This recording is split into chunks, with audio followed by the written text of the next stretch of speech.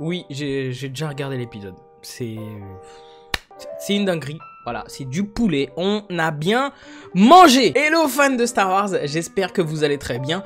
Épisode 5 de The Acolyte. Petite réaction. Alors, oui, là j'ai déjà regardé l'épisode. J'ai regardé l'épisode, je vous avoue, 3 fois.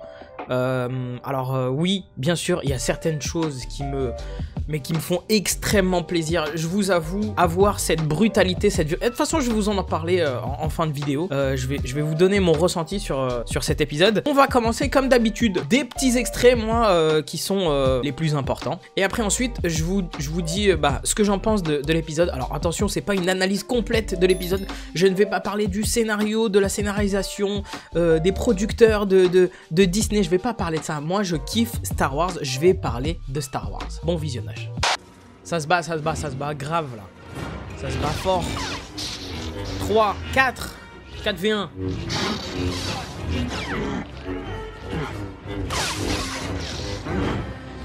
Putain, c'est dommage qu'il y a les arbres, que ça soit pas aussi... Non, York, faut pas qu'il meure. Ok.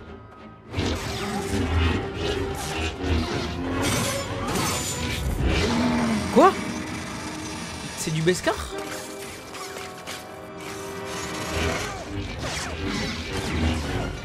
Ah, fallait recharger. Ok, d'accord.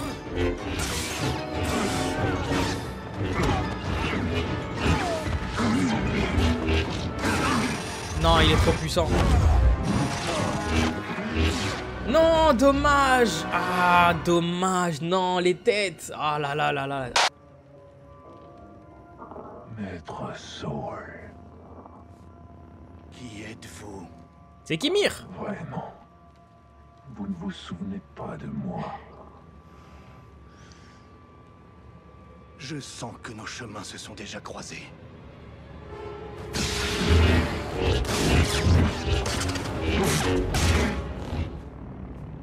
Il tient son sabre à une main. Il le tient pas avec deux mains. Vous maniez l'arme des Jedi. J'en ai pas vu beaucoup se battre comme ça avec ce style. Pas un Jedi.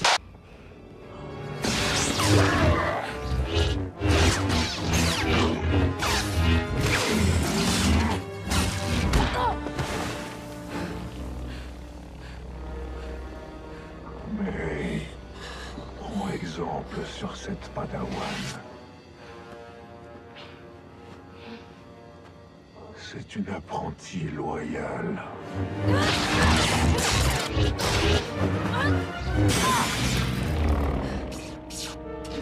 Ah mais c'est chelou hein.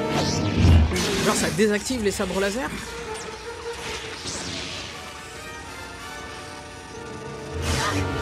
Ok nice. 2 sabres. Allez.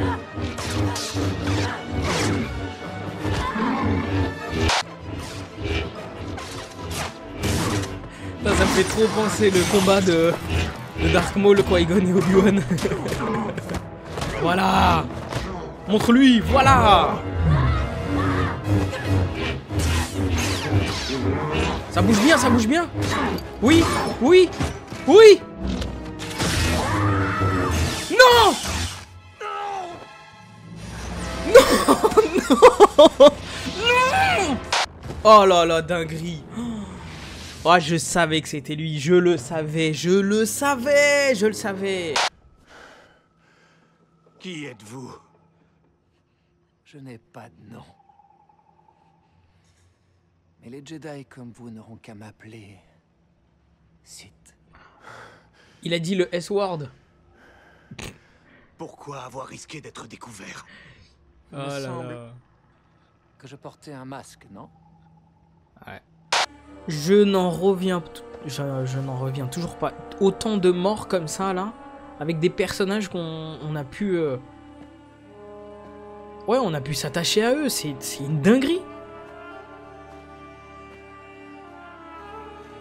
C'est une dinguerie. Nous sommes réellement des êtres étonnants.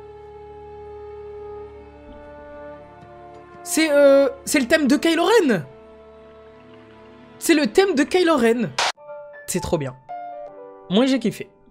j'ai kiffé l'épisode. Oui, il y a certaines choses qui sont très discutables. On va pas se mentir, parfois le rythme est coupé à un moment où il y a du combat au sabre laser et on arrive sur deux personnages qui blablatent. Mais à part ça, j'ai kiffé l'épisode. Alors je reviens sur la scène où on voit Kimir, parce que maintenant on sait que c'est Kimir, où il utilise en fait son avant-bras, il a une protection en cortosis et aussi son casque qui est fait de ce métal extrêmement rare, tout autant que le Beskar, mais celui-là a des propriétés beaucoup plus importantes car il permet de désactiver des sabres laser.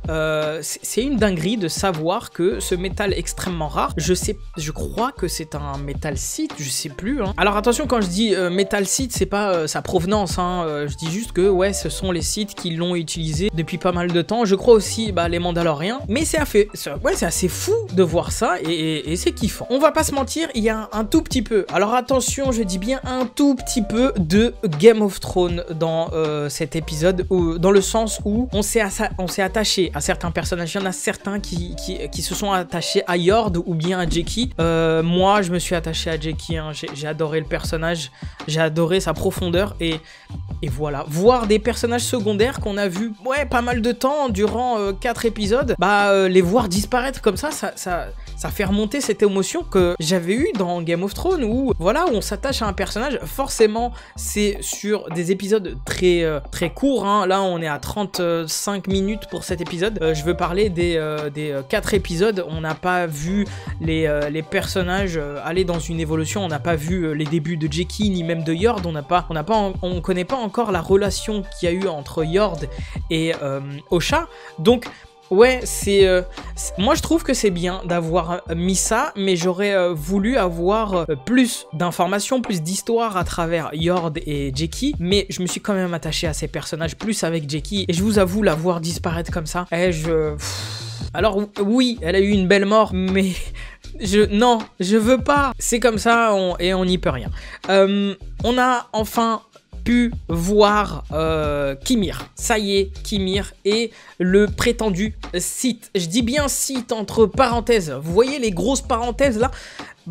En fait, il le dit lui-même qu'il peut se faire appeler Sith, qu'il veut être libre d'utiliser ses pouvoirs, mais on sait que derrière, il y a quelque chose. Il y a quelque chose qui se trame. Il veut absolument une acolyte. Il l'a eu avec Osha, Mae, pardon. Voilà, elle s'est détournée de lui. Mais moi, je suis convaincu qu'il y a quelqu'un derrière. Ça, pour moi, ce n'est pas seulement un Sith, sûrement avec des petits indices qui montrent que non, c'est pas un Sith. Pour moi, ce n'est pas un Sith. Tout d'abord, son accoutrement, sa tenue. Oui, vous allez me dire, mais qu'est-ce qu'il raconte n'importe quoi? Alors, moi, sa tenue m'a fait beaucoup penser à Kylo Ren. Ensuite, forcément, il y a ce casque qui est là pour cacher son identité. Forcément, on revient encore une fois à Kylo Ren avec le casque et bien sûr les chevaliers de Ren. Vous allez me stopper ici pour me dire, non, mais c'est bon, ça y est, arrête avec ta théorie de merde, arrête de parler de ça. À la fin, comme vous avez vu dans l'extrait, vous l'avez entendu bien évidemment, ce petit passage où il y a le thème de Kylo Ren. Alors, est-ce que c'est le thème de Kylo Ren ou c'est le thème des chevaliers de Ren? Est-ce que ce serait un début? Ouais, moi j'ai envie de croire que c'est pas lui le grand Sith, le grand méchant, parce que forcément derrière on se dit qu'il y a soit Tenebrous ou bien Plagueis, un Plagueis jeune. Ouais, mais moi j'ai vraiment envie de croire un Tenebrous derrière qui ne sait absolument pas ce qui se passe parce que là, rien n'a été communiqué. On sait que c'est resté entre les mains des Jedi parce qu'ils ne veulent absolument pas que cette affaire s'ébruite. Il y a un petit truc aussi assez cool que j'ai vu qui me fait beaucoup penser aussi à Jedi Survivor, c'est ce sabre laser qui se découpe en deux. Du coup qui se transforme en deux sabres. Alors est-ce qu'on aurait pu voir un sabre laser à double lame? Mais voilà, ça montre encore une fois qu'il y a pas mal de choses qui pourraient s'apparenter à des univers qu'on a déjà vus, des films, des séries, des jeux vidéo. Et moi je trouve ça cool. Bon, pour vous dire que pour moi là, ouais, c'est vraiment le meilleur épisode qu'on a eu de The Acolyte. On n'a pas encore vu les autres, il y a encore pas mal de choses qu'on ne sait pas. Sol cache extrêmement bien son jeu et ouais, il y a quelque chose qui va pas avec lui, il veut absolument pas dire. On va voir ça en flashback et on va être tellement abasourdi par ce qui va se passer. Je suis sûr et certain qu'on va voir des choses extrêmement choquantes de la part des Jedi. Donc oui, pour moi, ouais, c'est un épisode réussi. Mis à part quelques petits soucis de montage, moi, j'ai bien aimé l'épisode. J'adore le rythme, j'adore ce qui s'est passé. J'ai hâte de savoir ce qui va se passer la semaine prochaine. En tout cas, n'hésitez pas à lâcher votre follow, ça me donnera de la force. Dites-moi en commentaire ce que vous avez aimé ou non dans l'épisode, bien évidemment en restant dans le respect. Et moi je vous dis à la semaine prochaine pour la réaction de l'épisode 6, j'ai vraiment hâte. En tout cas, moi je vous dis que la force soit avec vous.